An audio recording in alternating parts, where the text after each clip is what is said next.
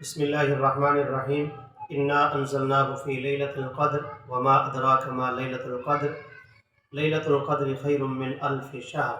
تنزل الملائکۃ والروح فیہا باذن ربہم من کل امر سلام ہی حتی مطلع الفجر۔ نبی کریم صلی اللہ تعالی علیہ وسلم کو اس رات کی تعیین پہلے بتلا دی گئی تھی۔ آپ نبی علیہ الصلوۃ والسلام بتلانے کے لیے صحابہ کرام کے پاس تشریف لائے، مگر درمیان میں دو صحابہ آپس میں کسی مسئلے میں تنازع کر رہے تھے، کوئی اختلاف ہو رہا تھا، اور ان دو کے متعلق کتابوں کے اندر لکھا گیا ہے۔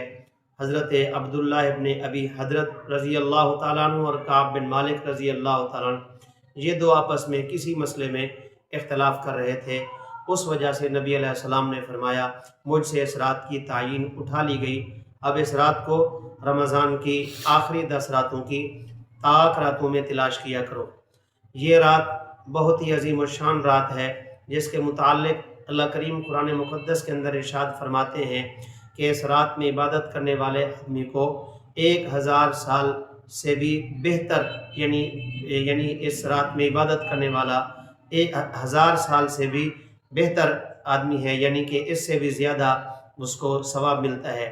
1000 سال کے کوئی 83 سال اور 4 مہینے ہوتے ہیں، یعنی ایک آدمی 1000 سال عبادت کرتا رہے اور امت محمدیہ کا کوئی آدمی اس ایک رات کی کچھ گھڑیوں کے اندر ایک عبادت کر لے تو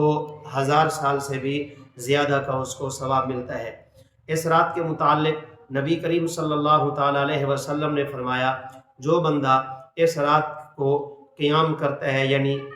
نوافل وغیرہ، قرآن کریم کی تلاوت، ذکر، اذکار، تسبیح، استغفار، درود وغیرہ، ان چیزوں کا اہتمام کرتا ہے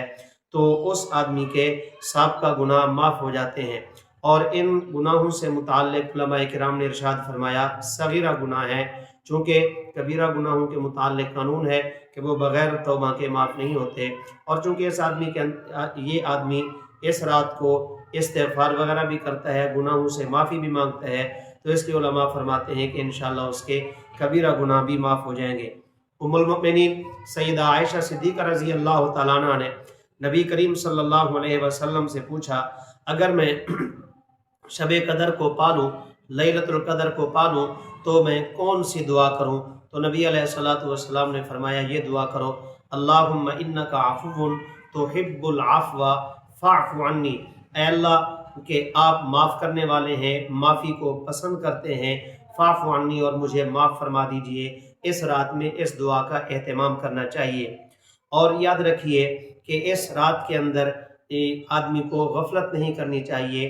یہ رات غروب آفتاب سے لے کر طلوع فجر تک، یعنی سحری کے وقت ختم ہونے تک رہتی ہے۔ رات کے کسی بھی حصے میں آدھا گھنٹہ جتنی بھی آدمی کو توفیق ہو اتنی دیر آدمی اللہ تبارک و تعالیٰ کے سامنے رو لے، گڑ گڑا لے، نوافل وغیرہ عبادت وغیرہ کر لے، تو اس آدمی کو اس رات کی یہ سعادت حاصل ہو جائے گی جو کہ اللہ تبارک و تعالیٰ نے سورہ قدر کے اندر ارشاد فرمائی ہے۔ اللہ تبارک و تعالیٰ ہمیں اس رات کی قدر کرنے کی توفیق عطا فرمائے۔ یہ رات 21، 23، 25، 27 اور 29 رمضان المبارک کی راتوں میں سے کوئی ایک رات ہوتی ہے، اس لیے ان کا اہتمام کرنا چاہیے اور غفلت سے پرہیز کرنی چاہیے۔ وما علینا الا البلاغ المبین۔